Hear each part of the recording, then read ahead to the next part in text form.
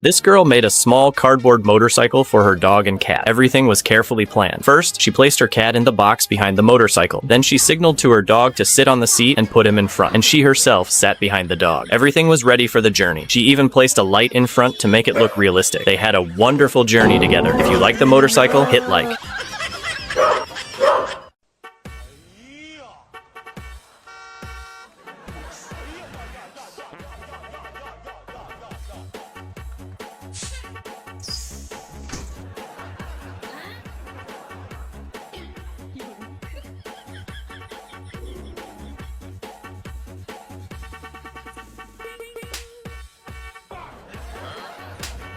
Ah!